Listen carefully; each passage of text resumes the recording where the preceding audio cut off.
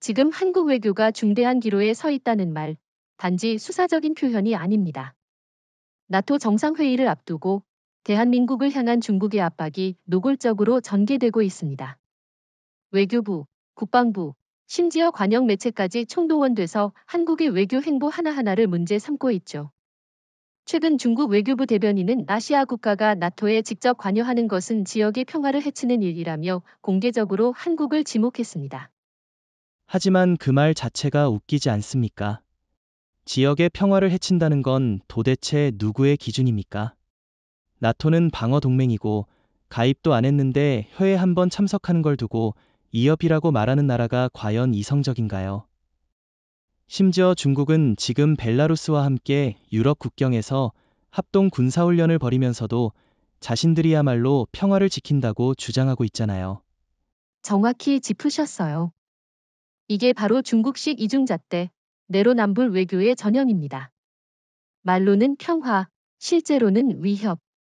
한국이 나토 회의에 참석하면 마치 제3차 세계대전이라도 나는 것처럼 과장하면서 정작 본인들은 우크라이나 인접국에서 실탄을 장전한 채 훈련을 벌이고 있는 거죠. 중국의 속내는 뻔합니다. 지금 한국이 나토에 참석해서 미국, 유럽, 인도, 아세안 등과 열린 연대를 과시하는 그 자체가 중국 입장에선 전략적 이기예요. 왜냐하면 한국은 중국이 흔들 수 없는 몇 안 되는 민주주의 국가이기 때문입니다. 게다가 한국은 이미 방산 분야에서 중국을 위협하는 수출 강국으로 떠올랐죠. 최근 폴란드, 루마니아, 체코, 핀란드까지 한국산 무기를 도입했고, 이는 러시아, 중국 진영엔 위협이 될 수밖에 없어요. 중국의 공세는 단순히 말로만 끝나지 않습니다. 최근엔 언론 플레이와 경제 압박, 외교 루트를 통한 물밑 교섭까지 총동원된 정황이 포착되고 있어요. 일부 한국 내 학계나 재계 인사들에게까지 압박이 들어갔다는 후문도 있고요. 지금 나토에 참가하면 한중 관계가 회복 불가능해진다. 중국 시장에서 한국은 도태될 것이다. 라는 말이 실명 없는 외교 채널을 통해 흘러나오고 있습니다. 그런데 한국이 정말로 중국에 그렇게 의존하고 있나요? 중국의 경제는 지금 침체일로고 한국 기업들은 이미 인도, 베트남, 미국, EU로 공급망을 다변화한 지 오래입니다. 반도체, 배터리, K방산, 바이오 등 주요 전략 산업의 중심축은 이제 중국이 아니에요. 오히려 중국 쪽 리스크 때문에 한국 기업들은 더 빠르게 탈중국을 가속화하고 있는 실정입니다. 한 가지 예로 얼마 전 삼성전자가 시안 반도체 공장의 일부 설비를 미국 오스틴과 텍사스 쪽으로 이전한다는 내부 계획이 흘러나왔죠. LG에너지솔루션은 베트남과 폴란드에 이어 캐나다의 대규모 투자 확대를 선언했습니다. 이게 말입니까? 행동입니까? 한국은 이미 전략적으로 중국 의존에서 벗어나고 있는 거예요. 그런데 중국은 여전히 과거식 사고방식으로 한국을 통제 가능한 범위 안에 두려고 하니 충돌이 일어나는 건 필연입니다. 중국은 한국이 나토에 참가하면 동북아 균형이 무너진다고 말합니다. 하지만 묻고 싶어요. 그 균형은 도대체 누구 기준입니까? 한국 입장에선 북한 미사일, 중국의 방공식별구역 침범, 러시아 전폭기의 독도 인접 비행, 이 모든 게 위협인데 이건 균형입니까? 아니면 겁박입니까?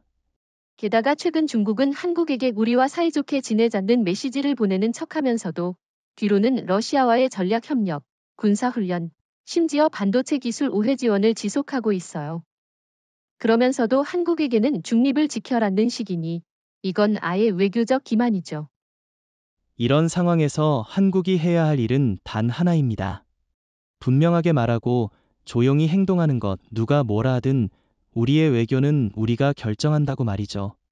저는 이재명 대통령의 최근 입장 변화 참석하는 것이 더 실용적이라는 한마디 그 자체가 하나의 상징이라고 봅니다. 단호하면서도 감정을 자극하지 않는 현실적이고 주권적인 외교 태도예요. 중국의 압박이 본격화되자 일본 역시 움직이기 시작했습니다. 흥미로운 점은 이 두 나라가 전혀 다른 이념과 체제를 가졌음에도 불구하고 한국의 외교적 자율성을 견제하는 데는 공통된 목적을 공유하고 있다는 사실입니다. 일본 우익 매체에서는 이재명 대통령이 중국과 러시아 눈치를 보느라 나토 회의에 불참한다는 왜곡된 분석을 쏟아내며 이로 인해 한국은 신뢰를 잃고 국제적 고립을 자초할 것이라고 압박했습니다.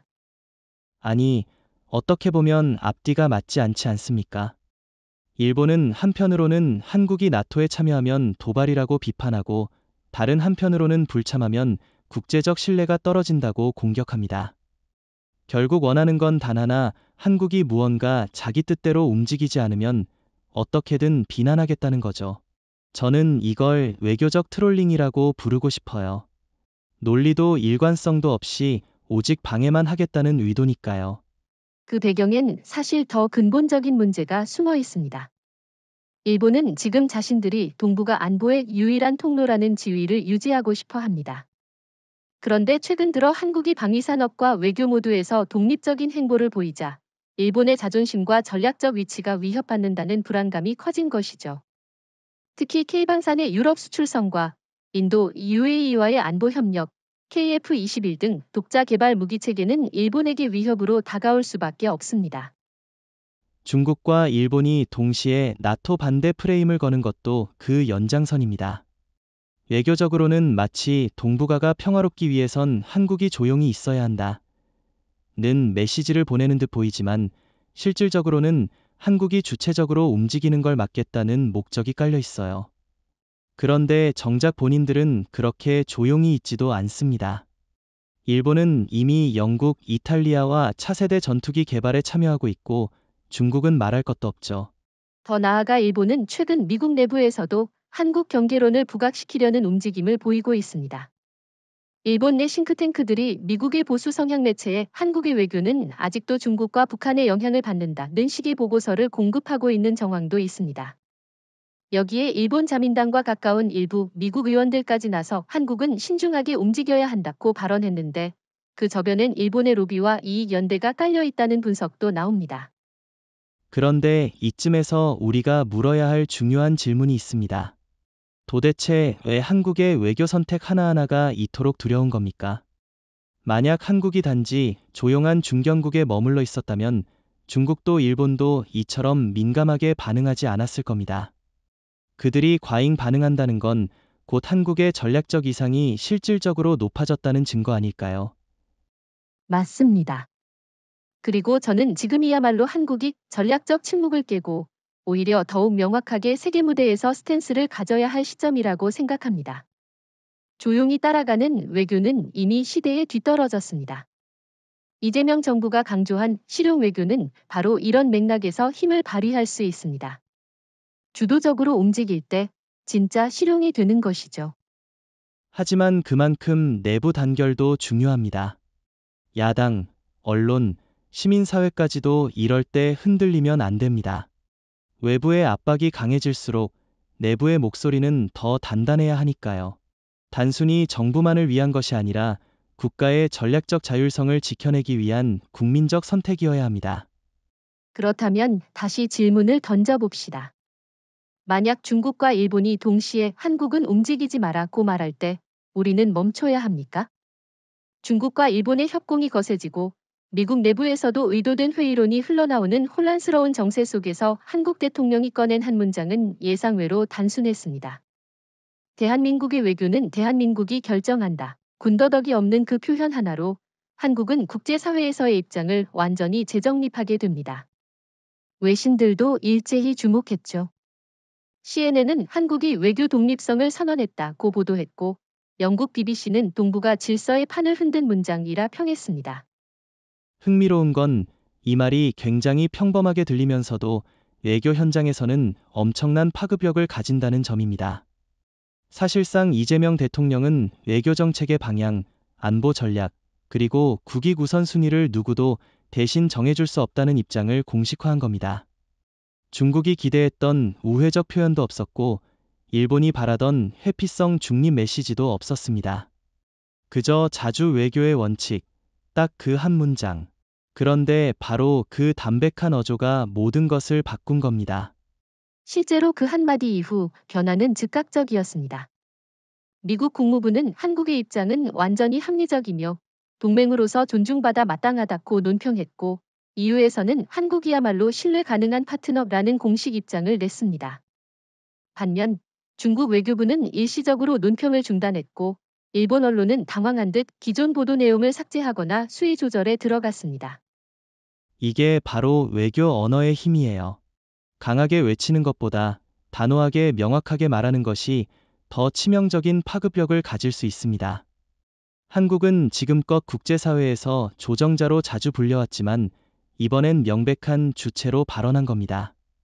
외교적으로 보면 이건 단순한 한 문장이 아니라 국제정치 무대에서 국격을 선언한 행위에 가깝습니다. 그런데 이런 변화에 대해 국내 일각에서는 여전히 굳이 나토 회의까지 갈 필요가 있냐, 중국을 자극할 이유가 있냐는 목소리도 나옵니다. 특히 일부 재계나 친중 연구자들은 경제 보복을 우려하며 신중론을 제기하죠. 하지만 이 지점에서 저는 되묻고 싶습니다. 과연 지금 한국이 그 정도로 중국에 취약한가? 정말로 우리가 아무 말도 못하고 아무 선택도 못하는 국가로 남아야 할까? 게다가 지금 중국의 경제 상황은 보복할 여력조차 없습니다. 내수는 붕괴 직전이고 부동산 시장은 버블이 터진 뒤 쓰러져 가고 있습니다. 주요 기업들이 채무불이행, 디폴트 상태에 빠져 있고 실업률은 통계 조작에도 불구하고 20대 기준 25%를 넘었습니다. 이런 상황에서 한국을 상대로 보복, 그건 말 그대로 허세입니다. 미국이나 IMF가 지금 중국을 주시하고 있는 것도 그 때문이죠. 한마디 잘못된 대응이 중국 경제를 완전히 무너뜨릴 수 있는 시점이니까요. 이재명 대통령의 짧고 강력한 한마디 대한민국의 외교는 대한민국이 결정한다. 그 울림이 가장 먼저 도달한 곳은 의외로 정치 무대도 군사동맹도 아닌 바로 금융시장이었습니다. 서울이 단호한 입장을 보인 다음 날 상하이 증시는 장중 4% 이상 급락했고 심천지수는 한때 6% 가까이 빠졌습니다. 기술, 반도체, 통신주의 매도세가 집중됐고 외국인 자금은 순식간에 빠져나갔습니다. 그런데 한국 언론은 이걸 크게 다루지 않더라고요. 미국, 유럽 언론은 일제히 보도했어요. 블룸버그는 한국의 자주 외교 선언이 중국 내 정치 리스크를 금융시장으로 확산시켰다고 분석했고, 월스트리트 저널은 중국이 한국을 압박하려다 오히려 자신들의 경제 불안을 노출한 셈이라고 비판했죠. 특히 눈여겨볼 건 외국계 자산운용사들의 반응입니다. 블랙록, 피델리티 같은 대형 기관 투자자들은 중국 내 주식과 채권 비중을 즉각 재조정한다고 밝혔습니다. 이유는 간단했죠. 한국 같은 핵심 무역국가와의 갈등 리스크가 확대되면 중국은 더 이상 안정적인 투자처로 보기 어렵다. 이건 단순한 심리적 요인이 아니라 구조적인 신뢰 붕괴입니다. 여기에 달러 대비 위안화도 이틀 만에 1.8% 이상 가치가 하락했고, 역의 위안화 환율이 심리적 마지노선인 7.3을 뚫어버렸습니다. 중국 인민은행이 급하게 시장에 개입했지만 추세는 꺾이지 않았어요. 이유가 뭘까요? 시장이 알아버린 겁니다. 중국이 겉으론 자신만만하지만 실제론 한국의 외교 노선 하나에도 휘청거릴 만큼 내부가 취약하다는 걸. 흥미로운 건 그 반사 효과입니다. 한국 금융시장은 어떻게 반응했을까요? 코스피는 이틀 연속 상승했고 원화도 강세 전환했습니다. 특히 방산주와 외교 관련 기업, 반도체 장비주는 일제히 급등세를 보였죠. 시장은 말하고 있었습니다. 대한민국의 주체적 외교가 곧 경제적 신뢰로 이어진다고요. 게다가 한국의 외교 독립성은 단지 중국과의 관계가 아니라 미국, EU, G7 등 전 세계 투자자들에게 이 나라는 예측 가능하고 일관된 판단을 하는 국가다 라는 신호를 준 겁니다. 그리고 이런 국가의 자본은 몰리게 되어 있죠. 정치는 언어로 설득하지만 자본은 행동으로 반응합니다. 그럼 중국은 왜 이렇게 취약하게 반응했을까요? 내부적으로는 이미 여러 붕괴 조짐이 있었던 겁니다. 헝다 사태 이후 부동산 시장이 무너졌고 지방정부 채무는 GDP의 130%를 초과했으며 청년 실업률은 통계에서조차 감추고 있는 상태입니다. 이런 와중에 한국이 나토 참여를 통해 미국 유럽 블록에 더 깊게 들어간다는 건 중국 입장에선 신뢰 붕괴 도미노의 방아쇠였던 셈이죠. 이걸 미국이 모를 리가 없죠. 사실상 미국 재무부, IMF, G7 국가들은 이미 중국의 금융 취약성을 관찰 중이었고, 한국의 이탈은 그 취약성을 시장에 드러내는 결정타가 된 겁니다.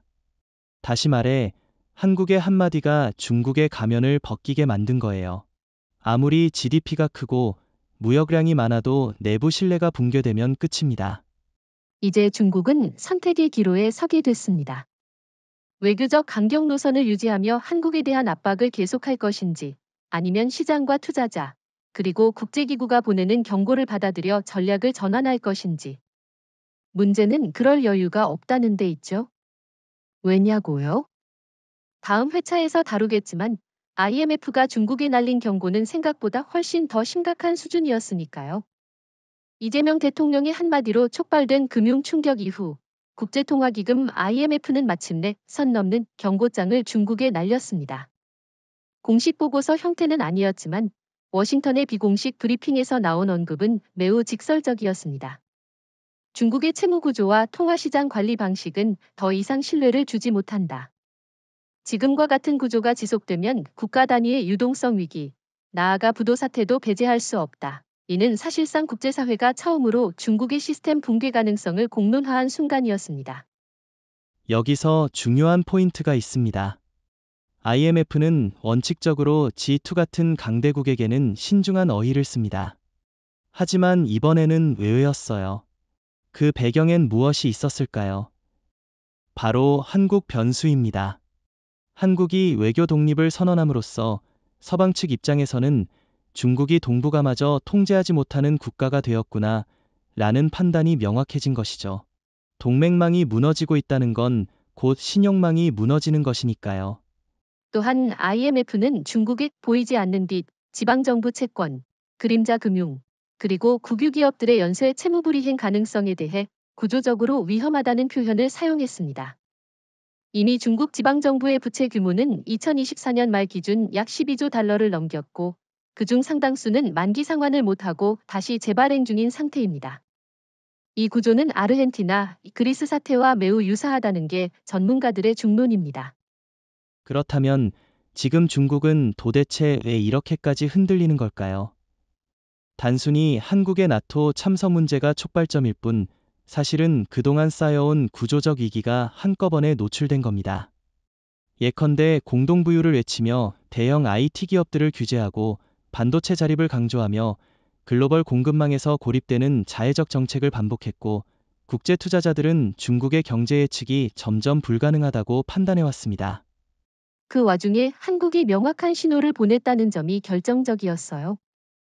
우리는 미국과 유럽의 가치 기반 연대에 참여할 것이며 중국의 눈치를 보지 않겠다.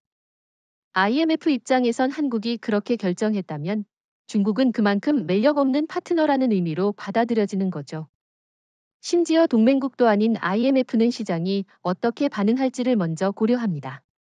그런데 시장은 이미 한국의 결정을 따라 움직였고 그에 따라 IMF도 입장을 굳힌 겁니다. 실제로 IMF의 이중 리스트에서 비상관리국가로 중국이 올라갔다는 분석이 나왔습니다.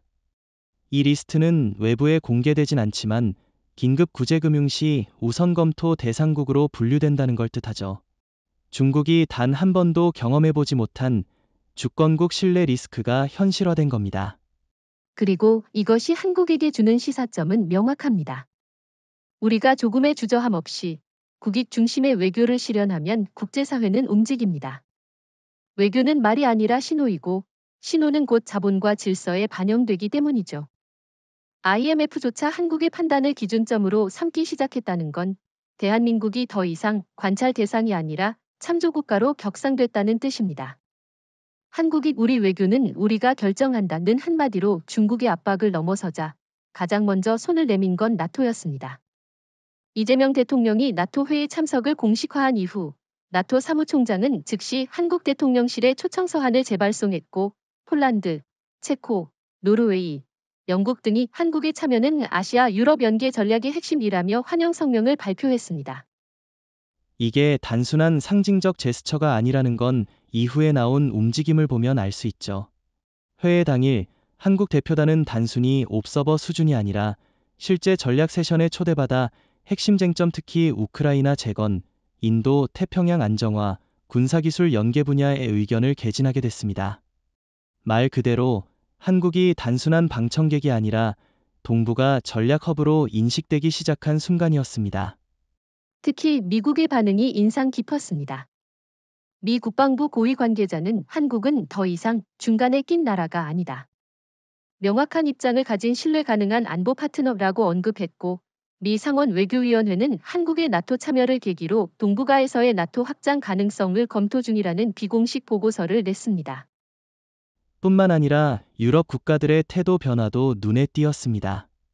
영국과 프랑스는 한국의 방산 기술에 대해 깊은 관심을 드러냈고, 폴란드는 기존 K2, K9 프로젝트 외의 차기 레이더 시스템, 사이버전 공동 개발 가능성까지 언급했습니다. 이건 단순한 무기 계약이 아니라 한국을 유럽 안보 기술 생태계에 정식 편입시키겠다는 신호에 가깝습니다. 한편 나토 내에서도 한국에 대해 인식이 근본적으로 달라졌다는 평가가 나왔습니다. 과거엔 일본이 동북아 파트너로 먼저 언급되는 경우가 많았지만 이번 회의에선 일본은 위기시 불확실성이 크고 한국은 위기시 단호하다는 평이 우세했습니다. 특히 한국의 정치적 일관성과 군사적 실전 능력이 높게 평가됐습니다. 전쟁 상황에선 모호한 태도보다 명확한 파트너가 더 가치 있거든요. 그리고 한 가지 흥미로운 점은 한국 대표단의 메시지 전달 방식이었습니다. 감정을 자극하거나 중국을 대놓고 비난하기보단 우리는 원칙적으로 움직이며 도발에는 동참하지 않는다는 논조를 유지했죠. 그 절제된 표현이 오히려 한국의 외교 성숙도를 부각시켰습니다. 여기에 덧붙여 나토는 한국의 기술력에도 깊은 인상을 받았습니다. 특히 드론 감지 체계, EMP 대응 장비, K9 자주포의 확장형 사격 통제 시스템 등은 현장 경험이 집약된 기술로 평가받았고 독일과 핀란드, 이탈리아 등이 공동 개발 제안을 타진한 것으로 알려졌습니다. 과거엔 나토 기술을 한국이 배우는 입장이었는데 이제는 한국 기술이 나토를 보완하는 구조로 바뀐 겁니다. 한국의 나토 참석 이후 국제사회의 반응은 상상 이상으로 빠르게 재편됐습니다. 특히 눈여겨볼 변화는 그동안 중국의 외교적 립서비스를 해왔던 동남아 국가들과 인도의 침묵이었습니다. 평소라면 중국이 이처럼 공개적으로 압박을 당했을 때 최소한 아세안 회원국 몇 곳은 중립적 발언 정도는 했을 텐데 이번에는 모두 조용했습니다. 심지어 말레이시아, 인도네시아, 필리핀 같은 국가는 코멘트 회피라는 전형적인 거리두기 메시지를 냈습니다. 그건 그냥 조용한 게 아닙니다. 외교에서 침묵은 때로는 가장 큰 거부이자 냉대입니다. 이들 국가가 왜 이렇게 선을 긋는 태도를 취했을까요? 이유는 명확합니다. 한국이 보여준 당당한 자율 외교가 오히려 그들에게 모범이 되었기 때문입니다. 이들은 다 알고 있어요. 미국과 중국 사이에서 누구에게 줄을 서느냐가 아니라 스스로의 주권을 어떻게 지키느냐가 진짜 외교력이라는 거요. 특히 인도의 태도는 결정적이었습니다. 인도는 한국의 나토 참석 직후 국방부 공식 채널을 통해 한국은 아시아에서 전략적으로 독립적인 행보를 가장 안정적으로 수행하는 파트너국이라고 평가했고 그 뒤엔 조용히 K방산에 대한 추가 구매 검토를 재개했습니다. 더 흥미로운 건 인도 정부가 동시에 중국에 대한 공식 논평을 전혀 내지 않았다는 사실이죠. 침묵이 곧 신호입니다. 우리는 한국 편에 더 가깝다는 걸 굳이 말로 하지 않아도 전한 거예요. 이걸 두고 중국 관영 매체들은 인도는 전략적 모호성을 유지하고 있다고 포장했지만 그건 위장에 불과하죠. 인도는 이미 라다크 국경 충돌 이후 중국에 대한 전략적 불신을 키워왔고 이번 한국 사안은 단순한 동북아 문제가 아니라 중국의 강압 외교가 어디까지 확장되느냐를 보는 시험대였습니다. 그 시험에 한국은 완벽히 대응했고 아세안과 인도는 그걸 묵묵히 지켜보며 평가한 겁니다. 여기서 우리가 또 하나 주목할 건 중국의 외교적 반격이 전혀 작동하지 않았다는 점입니다. 왕이 외교부장은 아시아 국가들이 외부 동맹에 끌려가지 말아야 한다고 말했지만 정작 그런 말을 가장 많이 반복할수록 중국이 외부 강압 세력처럼 보였어요. 더 이상 우리는 평화를 원한다는 말이 설득력을 가지지 못하는 겁니다. 특히 이번엔 중국의 벨라루스 합동훈련과 연결되면서 그 말은 오히려 위선으로 읽히기 시작했죠. 요컨대 한국은 이번 나토 참석을 통해 단순히 유럽과 가까워진 것이 아니라 중국의 외교적 권위가 동남아와 남아시아에서 무너지기 시작하는 지점을 만들었다는 겁니다. 한국의 전략이 성공적이었다는 건 한국이 직접 설득하지 않아도 주변국이 스스로 판단하고 거리두기를 시작했다는 데 있습니다. 힘을 행사하지 않고 흐름을 바꾸는 것, 이게 진짜 외교의 승리 아니겠습니까? 그리고 여기서 한 가지 더 깊이 있는 변화가 있습니다. 이제까지 아세안은 늘 우리는 미, 중 모두와 균형을 유지한다고 말해왔죠. 하지만 한국처럼 한 발짝 먼저 움직이는 나라가 나오면 그 균형도 움직이게 됩니다. 향후 몇 년 안에 한국을 따라가는 외교 노선을 채택하는 국가가 더 늘어날 가능성이 큽니다. 특히 베트남, 태국, 싱가포르 같은 중립 강국이 그렇게 될 가능성이 높다는 분석도 나오고 있죠. 중국은 이 상황을 통제하려 할수록 더 많은 국가를 잃게 될 겁니다. 강압은 이미 먹히지 않아요. 이제 세상은 누가 더 공정하고 자주적인가를 중심으로 외교를 재편하고 있습니다. 그리고 그 정중앙에 한국이 조용히 앉아 있게 된 겁니다. 한국의 나토 참석으로 외교적으로 코너에 몰린 중국은 전통적인 방식으로 반격을 시도합니다. 바로 군사훈련. 그것도 그냥 훈련이 아닌 유럽에서 가장 예민한 지점 폴란드 국경 바로 옆인 벨라루스 브레스트 지역에서 진행된 합동훈련이었습니다. 표면적으로는 테러 대응 합동훈련이라는 명분이 붙었지만 실제 내용은 중국 인민해방군이 전략 수송기 Y-20을 이용해 전방 배치되고 실탄 전술 훈련까지 실시하는 수준이었습니다. 그 시점이 절묘하죠. 한국이 나토 회의에 공식 참석하자마자, 그리고 IMF가 중국 경제를 경고하자마자 이 훈련이 발표됐습니다. 무슨 의미입니까? 중국은 우리도 나토에 대해 행동할 수 있다는 신호를 군사적으로 주려 한 거죠. 하지만 이건 도리어 자충수가 됐습니다. 나토는 물론 미국과 유럽 언론이 이 훈련을 나토 동부전선에 대한 간접적 무력 시위로 간주했고, 중국 외교부는 급하게 평화를 위한 연례훈련이라며 해명에 나섰습니다. 근데 그 해명이 통했을까요? 전혀요. CNN, AFP, 가디언 같은 매체들은 모두 이 훈련의 시기와 위치, 병력 규모, 장비 이동 방식 등을 조목조목 분석하며 중국이 러시아의 오산 안으로 더 깊게 들어가고 있다고 평가했습니다. 특히 주목할 부분은 Y-20 수송기입니다.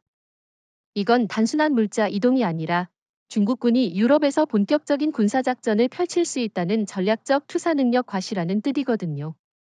그리고 잊지 말아야 할 사실. 이 훈련이 진행된 벨라루스는 바로 우크라이나 전쟁 초기 러시아군의 침공 루트로 사용됐던 국가입니다. 즉, 나토 입장에서는 실전과 가장 가까운 훈련으로 해석될 수밖에 없습니다.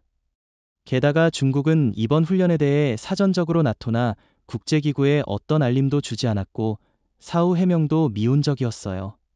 평화국가라는 중국의 주장은 이제 거의 신뢰를 상실한 상태라 해도 과언이 아닙니다. 여기서 중국이 저지른 두 번째 실수는 전략적 일관성의 붕괴입니다. 한편에선 한국에게 외부 동맹에 참여하지 말라고 경고하면서 정작 본인들은 유럽에서 무력 시위를 하고 있는 겁니다. 이건 한국뿐 아니라 인도, 베트남, 인도네시아 등 주변국들이 중국은 결국 믿을 수 없다고 판단하는 계기가 됐습니다. 특히 한국의 나토 참여를 비판한 바로 그 주에 자신들은 총을 들고 폴란드 옆을 휘젓고 있으니 이중성의 극치죠. 그렇다면 질문이 생깁니다. 중국은 왜 이 시점에 이런 무리수를 둔 걸까요? 내부적으로 답답한 겁니다. 한국이 서방으로 기울면 아세안과 인도도 연쇄적으로 이탈할 수 있다는 위기감, IMF와 미국의 금융 감시, 시진핑 주석에 대한 내부 도전설, 이런 모든 압박이 겹치자 무언가 강하게 보여줘야 한다는 심리가 작동한 거죠. 하지만 선택한 방식이 최악이었습니다. 왜냐고요? 지금 세계는 전쟁 위협이 아니라 신뢰의 결핍을 더 두려워하니까요. 벨라루스에서의 합동 군사훈련, 폴란드 국경 인근에서의 Y-20 전개, 나토 정상회의 직후의 무력 시위. 중국은 결국 스스로 본질을 드러냈고 미국은 이 순간을 정확히 포착했습니다. 단호해졌습니다. 휘둘리지 않았습니다. 그리고 결정했습니다. 이제는 한국을 동북아 균형자로 만드는 것 외엔 길이 없다고. 그 판단은 단순한 감정의 산물이 아닙니다. 미국이 이 전략 변화를 결심하게 된 데에는 아주 냉철한 계산이 있었죠.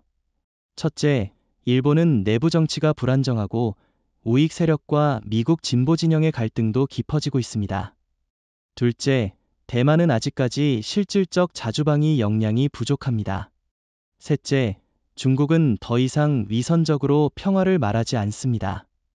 그렇다면 남는 건 하나뿐입니다. 자기 입으로 우리는 스스로 결정한다고 선언한 한국. 그래서 미국은 바로 움직였습니다. 나토 회의 직후 미 국무부는 한국의 고위급 방산익 기술의 안보 3자 협의체를 제안했고 백악관 NSC는 한국을 전략적 리더 국가로 분류하겠다는 내부 메모를 회람했습니다. 이건 단순한 외교적 미사여구가 아닙니다. 한국은 더 이상 미국의 파트너가 아니라 동아시아 전략 구도의 설계자 중 하나로 격상된 겁니다. 특히 중요했던 건 미국의 정보기관 평가입니다. CIA 산하 동아시아 분석국은 내부 보고서에서 한국은 단순한 수동적 동맹이 아니라 동북아 균형추를 조절할 수 있는 능동적 축이라 평가했습니다. 과거엔 한국이 어떻게 행동할까를 묻던 미국이 이제는 한국이 어떤 신호를 보낼까를 먼저 읽습니다. 바로 이것이 전략 구도에서의 위상 변화입니다. 한편 국방부는 더욱 구체적인 제안을 들고 나왔습니다. 한국군과 미군 간의 정보통합체계 고도화, MD체계 내 부분적 주도권 이전, 심지어 전시작전 통제권 환수 이후의 공동 작전 구상까지 논의에 올렸다는 보도가 나왔습니다. 이건 이례적인 겁니다. 미국이 오랜 시간 유지해온 작전 통제의 틀을 스스로 흔들겠다는 의미니까요. 왜? 이제는 한국이 그 정도를 맡을 자격과 능력을 보여줬기 때문입니다. 그리고 잊지 말아야 할 핵심 포인트, 미국은 외교보다 신뢰를 중시합니다. 한국은 이번 나토 회의 전후로 단 한 번도 입장을 흔들지 않았고 감정적 대응 없이 외교적 독립성과 전략적 실용성을 동시에 증명했습니다. 중국의 비난에도 일본의 조롱에도 심지어 미국 내부의 일부 회의론에도 흔들리지 않았죠. 미국이 그걸 정확히 봤습니다. 한 가지 흥미로운 변화는 미국이 한국을 반중 동맹의 일원이 아닌 아시아 균형 설계자로 정의하기 시작했다는 점입니다. 이는 매우 중요한 어휘 변화예요. 앞서 일본이나 대만이 처했던 구조적 한계를 넘어 한국은 스스로 위치와 역할을 선택할 수 있는 독립적 카드가 되었다는 뜻입니다. 그럼 이제 미국은 무엇을 기대할까요? 단순한 동조가 아닙니다. 제안하고 설계하고 끌고 가는 역할입니다. 최근 미국이 한국에게 제안한 아시아판 안보 공동체 구상에도 그런 맥락이 깔려 있습니다. 이번 나토 회의와 그 이후의 미국 반응, 유럽의 대응을 종합적으로 보면 한 가지 분명해진 사실이 있습니다. 한국은 선택받았고 일본은 제외됐다는 점입니다. 그리고 이건 단순한 군사력이나 경제력 때문이 아니라 신뢰와 책임의 문제였습니다. 같은 동북아 국가인데 왜 한국만 중심으로 끌어올려졌을까요? 저는 그 차이를 이렇게 봅니다. 일본은 여전히 과거의 대리 외교에서 벗어나지 못한 반면 한국은 결정권 외교로 진화했다. 일본은 외교적 발언 하나하나에 워싱턴의 지시를 먼저 확인하고 자기 의사를 말할 때도 상황에 따라란 단서를 붙입니다. 반면 한국은 이번에 분명하게 말했죠. 우리는 우리가 정한다. 그 선언이 전 세계에 울려 퍼졌고 미국과 유럽은 그걸 듣고 반응한 겁니다. 게다가 일본은 여전히 정치적 유연성을 결여한 채 보수 우익 중심의 안보 프레임에 갇혀 있습니다. 예를 들어 자민당은 중국을 강력히 비판하면서도 경제 의존을 줄이지 않고 나토와의 협력을 말하면서도 방위비 증액 문제에선 국내 여론을 무시합니다. 그 결과 국제사회에선 일본은 말은 세지만 행동은 모호하다는 평가가 자리 잡고 있어요. 반면 한국은 말은 절제했지만 행동은 확실했습니다. 또 하나 결정적인 차이는 민주주의 내공의 차이입니다. 한국은 극도의 안보 위협 속에서도 민주적 질서를 유지하며 외교적 유연성을 보여줬고, 심지어 대북 정책에서 보수 진보 정권이 번갈아 집권하면서도 국제연대에 있어선 일관성을 유지해왔습니다.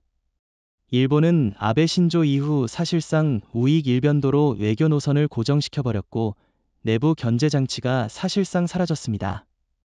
이건 미국에게는 불안 요소로 작용할 수밖에 없습니다. 기술력에서도 차이가 생기고 있습니다. 한때 일본이 동북아 유일의 기술 선도국으로 인정받았던 시절이 있었지만 이제 방산, 반도체, AI, 우주항공 부문에서 한국은 일본을 추월했거나 대등한 수준에 도달했습니다. K방산이 유럽과 중동을 동시에 공략하고 KF-21, K2, 천무, FA-50 같은 플랫폼이 글로벌 연계 기술로 격상된 반면 일본은 아직도 미국 기술 의존형 무기체계에서 벗어나지 못하고 있죠. 게다가 일본은 국제사회에서 주도적 발언을 거의 하지 않습니다. 회의에서는 메모하고 미국 발표 후에 따라가는 세컨더리 외교를 고수하죠. 반면 한국은 이번 회의에서 나토 주요 의제인 우크라이나 재건, 인도 태평양 안보, 에너지 연합 문제에서 능동적으로 발언했고, 그 내용은 모두 실천 기반을 갖췄습니다. 이게 바로 차이입니다. 같은 자리에 있어도 어떤 목소리를 내느냐가 지도국가인지 아니냐를 결정짓는 거죠. 또 한 가지 상징적인 순간이 있었습니다. 나토 회의 직후 미국 국방부는 인도의 태평양 전략 동맹 삼각축을 공개하며 한국, 인도, 호주를 핵심 파트너로 지목했습니다. 일본은 빠졌습니다. 일본 언론은 이를 두고 이례적인 생략이라고 분석했지만 실은 당연한 결과였던 겁니다. 무언가 할 수 있는 나라와 무언가 못하게 할까봐 조심하는 나라는 다르게 평가받을 수밖에 없습니다. 한국의 외교 독립선언, 나토 참여, 미국이 유럽의 공식 환대. 겉으로는 아무 반응 없는 듯 보이던 중국은 시간이 지날수록 더 조용해졌습니다. 하지만 그 조용함 속엔 분명한 조짐이 있었습니다. 그 조짐은 통제된 외부 대응이 아니라 내부 균열을 감추기 위한 침묵이었던 겁니다. 그 단적인 예가 바로 장유샤 이름입니다. 중국 인민해방군 중앙군사위원회 부주석. 최근 홍콩과 대만, 싱가포르 정보원들 사이에선 이 인물이 실질적으로 군부를 장악했고, 시진핑 주석의 국방장악력에 균열이 생겼다는 보고가 계속 올라오고 있습니다. 중국 내부 커뮤니티에선 장유샤 실세론이 퍼졌고, 검열이 곧바로 따라붙었죠. 정상적인 권위체제였다면 이 정도 정보는 묵살되었을 텐데 지금은 달랐습니다. 왜 지금 시점일까요? 이유는 명확합니다. 시진핑 체제가 권위는 있지만 결과는 없다는 회의에 직면했기 때문입니다. 경제는 하강 국면, 국제 고립은 심화, 우방국은 러시아 하나뿐인데 그마저도 전쟁 탓에 짐이 됐습니다. 그런 상황에서 한국이 나토에 참석하고 아세안이 침묵하고 미국이 전략 구도를 바꾸면서 중국 포위망이 실체화되는 순간 내부에서는 이게 다 시진핑 책임 아니냐는 불만이 점화된 거죠. 그런데 여기서 중국이 취한 조치는 흥미롭습니다. 대외적으로는 아예 언급 자체를 삼가고 국내에서는 관련 보도를 통제하면서도 동시에 군 내 충성선서 캠페인을 강화하고 있어요.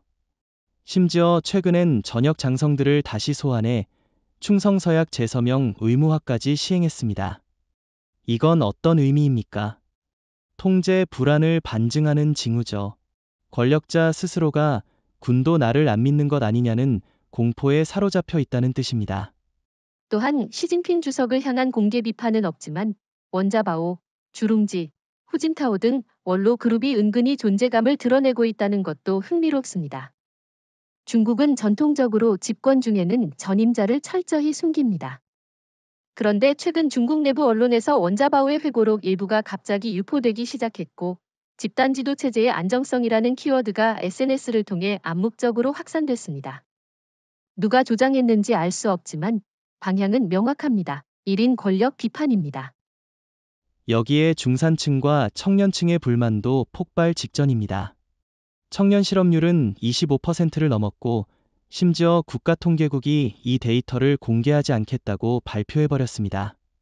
그런데 더 황당한 건 이 발표 직후 중국 대학생들이 실업률 그래프를 새로 그려보자며 자발적으로 데이터를 수집하고 퍼뜨리기 시작한 거예요. 통제하자 정보가 더 빨라졌고 불신이 체계 밖에서 반항으로 나타나기 시작했습니다. 그리고 이 모든 불안은 한국이라는 작은 방아쇠가 작동하면서 폭발 조건을 갖추게 된 겁니다. 한국이 외교 독립을 선언하고 나토에 참석했다는 것 자체는 사실 중국 내부 민심과 직접 연결되지 않습니다. 하지만 그로 인해 세계가 중국을 불신하고 외국 자본이 탈중국하고 IMF까지 부도 경고를 하면서 중국은 뭔가 잘못 가고 있다는 감각이 중국 사회에 퍼지기 시작한 거죠. 그렇기에 지금 중국은 외부를 향해 더 큰 목소리를 내지 못하고 있습니다. 외부 비판은 내부 불만을 자극하고 내부 균열은 곧 체제 리스크로 번지니까요. 그래서 겉으로는 침묵하고 있지만 실제론 국방, 언론, 당내 원로, 청년 민심까지 모든 전선이 불안하게 진동하고 있는 상태입니다. 중국이 외교적으로 고립되고 내부에서도 균열이 감지되는 가운데 베이징 당국은 반사적으로 꺼내든 카드를 또 한 번 꺼내 들었습니다. 바로 경제는 여전히 건재하다는 주장입니다. 시진핑 주석은 최근 중앙경제공작회의에서 중국은 장기적인 성장 기반을 확보했고 외부 교란에 흔들리지 않는다고 선언했죠. 언뜻 보면 강한 메시지처럼 들릴 수 있지만 현실은 전혀 그렇지 않습니다. 이번엔 이 카드조차 시장에서 먹히지 않았습니다. 왜 안 먹혔냐고요? 간단합니다. 숫자와 행동이 다르니까요. 중국은 GDP 성장률이 5%대라고 주장하지만 실제 소비자 물가 지수는 마이너스로 떨어졌고 제조업 구매 관리자 지수도 계속 이축세입니다. 거기에 청년 실업률은 집계 중단, 부동산 지수는 하락 일변도, 외환 보유고는 지속 감소. 시장은 이 모든 걸 보고 있습니다.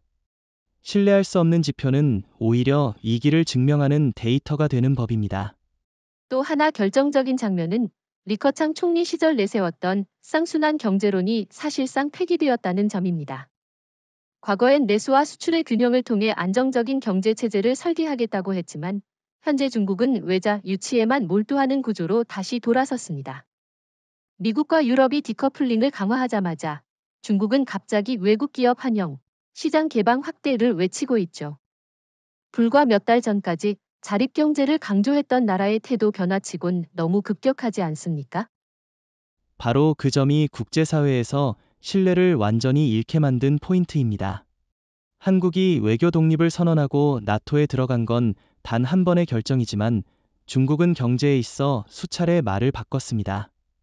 우리는 자립한다 했다가 투자해달라로 바꾸고 미국은 필요 없다 했다가 애플 공장은 떠나지 말라고 요청하고 이런 정책의 방향도 없는 오락가락 태도가 지금의 탈중국 움직임을 가속화시킨 거죠. 중국 내부에서도 이걸 인지하지 못하는 게 아닙니다. 심지어 인민일보 경제면에서는 조심스럽게 지표의 안정성과 현실의 체감 간 괴리가 있다는 표현을 쓰기 시작했어요. 과거엔 상상도 못할 일입니다. 검열 시스템이 아무리 강해도 현실을 계속 가릴 수는 없는 지경이 된 겁니다. 외신은 이를 두고 경제 선전 시스템의 붕괴라고 표현했습니다. 여기서 우리가 주목해야 할 건 그 와중에도 중국은 한국을 계속 경계하고 있다는 점입니다. 나토에 참석한 한국이 유럽과 기술 무기 협력을 확대하자 중국 상무부는 한국 기업의 기술 수출 시 사전 협의 필요라는 가이드라인을 보냈고 일부 공무원들은 대체 공급망을 찾아야 한다는 내부 문서를 유포하기 시작했습니다. 하지만 이런 조치들은 이미 너무 늦었고 너무 투명하게 노출되고 있습니다. 중국은 이제 감추는 것조차 실패하고 있는 단계입니다. 그리고 이 시점에서 한국은 그 반대 지점에 서 있습니다. IMF는 한국을 경제 안정성 상위 10개국 중 하나로 재분류했고 세계은행은 산업 전환 속도가 가장 빠른 국가로 한국을 지정했습니다.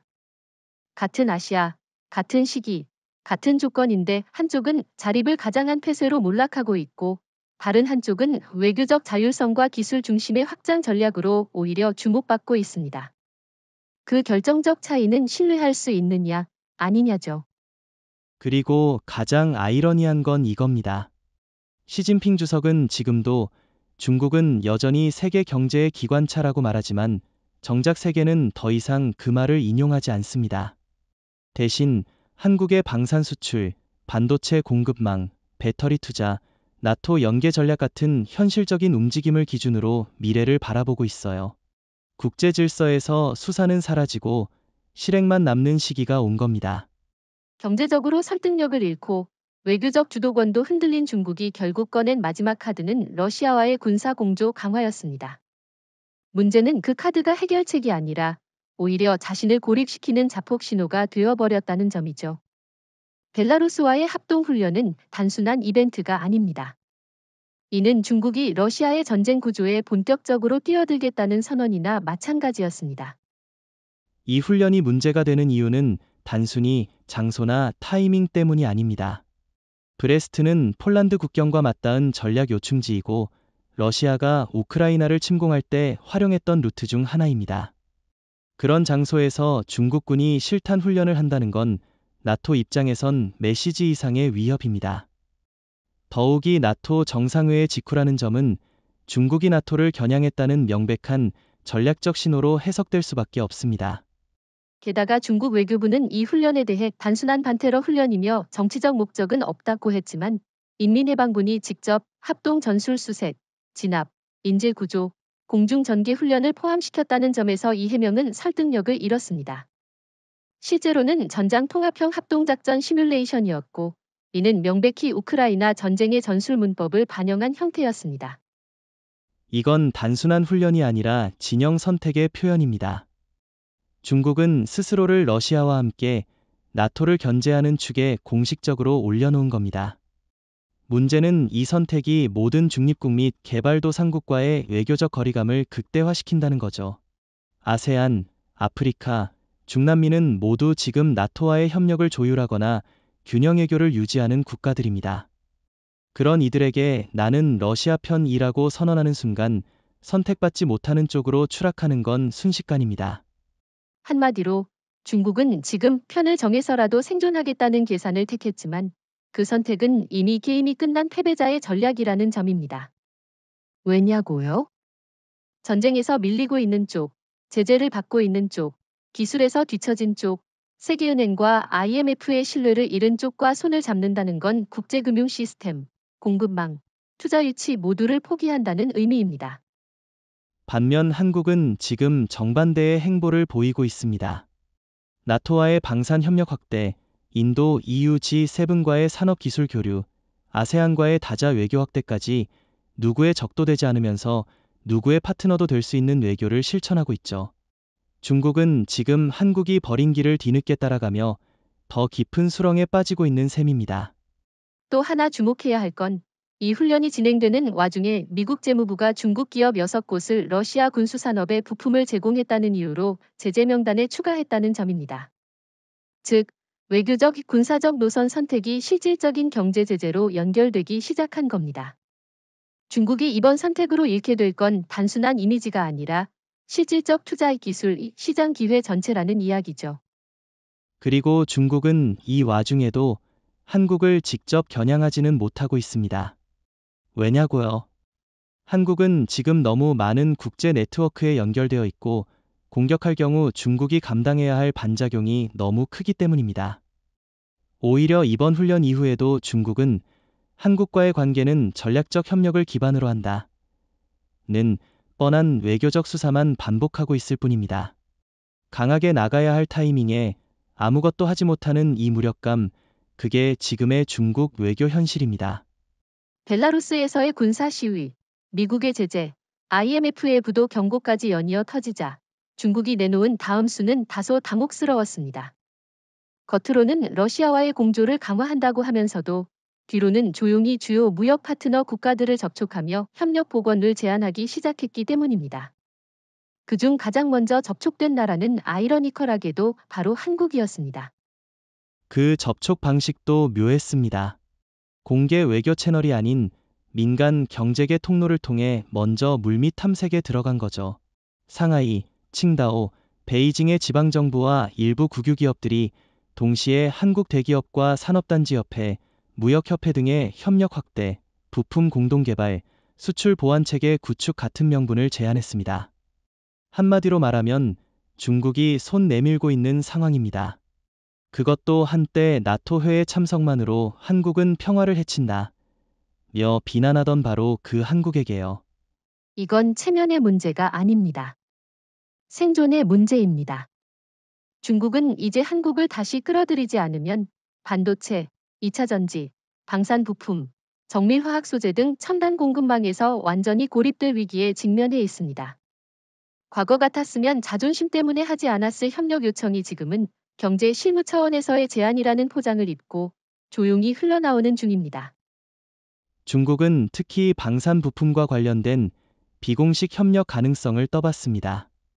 한국이 나토와 방산 MOU를 확대하는 것에 대해 중국 관련 부품이 막히면 대체 경로를 한국이 도와줄 수 있지 않느냐는 제안도 나온 것으로 알려졌습니다. 말이 좋아 요청이지 실제로는 기술 우회 경로 확보를 위한 탐색입니다.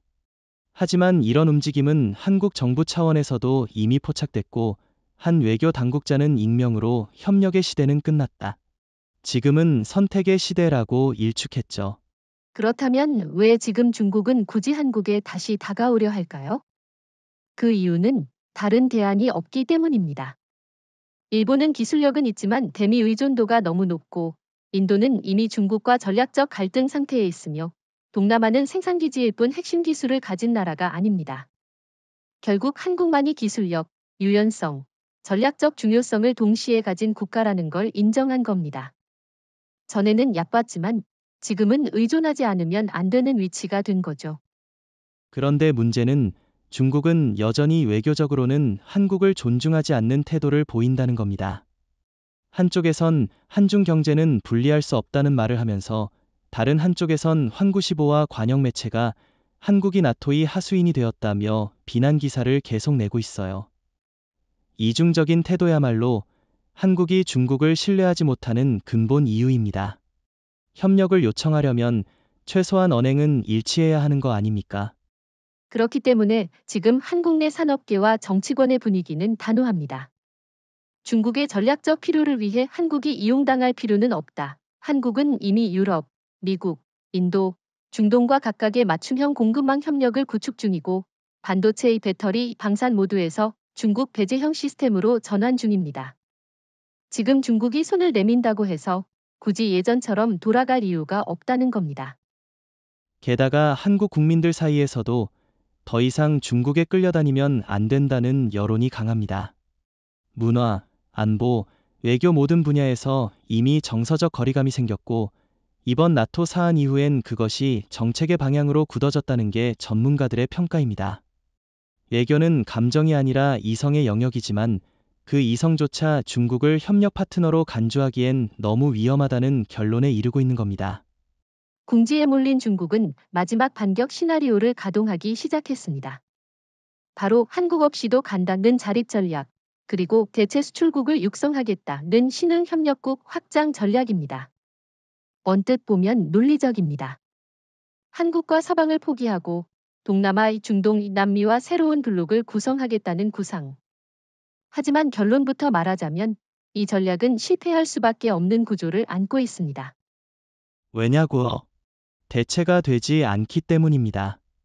예를 들어 중국은 반도체 공급망에서 베트남, 태국, 인도를 활용하겠다고 발표했지만 그 어떤 나라도 삼성, 하이닉스, LG의 역할을 대체할 수 없습니다. 중간재 수율, 공정기술, AI 반도체 설계까지 전반적 기술 난이도에서 격차가 너무 크고 무엇보다 한국과 달리 이들 국가는 정치 치안 기술 투자 안정성 면에서 한참 뒤처져 있죠. 중국이 자국 내 반도체 산업 자립화를 외치며 막대한 투자를 했지만 최근 3년간 수백조 위안이 사라졌다는 사실이 드러났습니다. TSMC, 삼성, 인텔과 같은 글로벌 파운드리 기업을 따라잡기는커녕 10나노 이하 공정 기술은 여전히 수입 의존이 절대적입니다. 결국 국산화라는 말은 허구였고 한국을 대체할 수 있다는 논리도 공중분괴된 셈입니다. 또 다른 허상은 대체 시장 확보론입니다. 중국은 한국, 미국, 유럽 대신 중동, 아프리카, 남미에 집중하겠다고 했지만 이 지역 국가들은 대부분 원자재 수출국이거나 낮은 구매력의 소비 시장입니다. 기술 제품을 대량으로 소비할 수 있는 기반도 없고 국제 표준을 따르지 않는 경우도 많죠. 특히 중국이 기대했던 브라질, 인도네시아, 나이지리아조차 정치 리스크와 반중 여론이 점점 커지고 있어 안정적인 수출국이 되기 어렵습니다. 이 와중에 한국은 어떤 길을 걷고 있습니까? 미국과의 전략 반도체 동맹 구축, 유럽과의 탄소 중립 기술 공동 개발, 중동과의 방산 및 친환경 수소 협력, 인도와의 전기차 배터리 공급망 공조. 한국은 공급망의 한 축에서 설계자로 이동 중이고 중국은 여전히 조립자에 머물러 있습니다. 세계는 이제 한국이 그리는 설계도에 따라 공급망을 짭니다. 중국은 더 이상 중심이 아닙니다. 그리고 결정적 차이점이 하나 있습니다. 한국은 신뢰받는 국가라는 점, 이 신뢰는 단순히 기술력이나 외교력 때문만이 아닙니다. 한국은 위기 속에서 일관되게 원칙을 지켰고 전략적으로 계산된 선택을 해왔습니다. 이재명 대통령의 우리는 우리의 외교를 스스로 결정한다는 선언 이후 세계는 한국을 조정받는 국가에서 조정하는 국가로 다시 보기 시작했죠. 반면 중국은 불신받는 국가입니다. 말과 행동이 다르고 협력을 요구하면서 뒤로는 군사훈련을 감추고 경제 위기를 외교로 덮으려 하지만 결국 내부 균열과 시장 불안을 숨기지 못합니다. 벨라루스 훈련, 미국 제재, IMF 경고, 나토 확장 견제 실패. 이 모든 사건이 단일한 흐름으로 연결되며 중국 전략의 한계가 완전히 노출된 것입니다. 결국 이 시나리오의 마지막 장면은 이렇게 정리할 수 있습니다. 한국은 하나의 문장을 선택했고 그 문장은 세계를 움직였습니다. 중국은 수십 개의 전략을 쏟아냈지만 그 전략들은 하나도 완결되지 못했습니다. 우리가 보아온 이 15회차의 모든 흐름은 결국 한 가지 교훈으로 수렴됩니다. 국가의 외교 전략은 외부의 허세가 아니라 내부의 일관성과 외부의 신뢰로 완성된다. 한국은 그것을 해냈고 중국은 그것을 잃었습니다. 그리고 우리는 그 교차점에서 한 번 더 확신하게 됩니다. 대한민국의 결정은 맞았고 세계는 그것을 기억하게 될 것이다.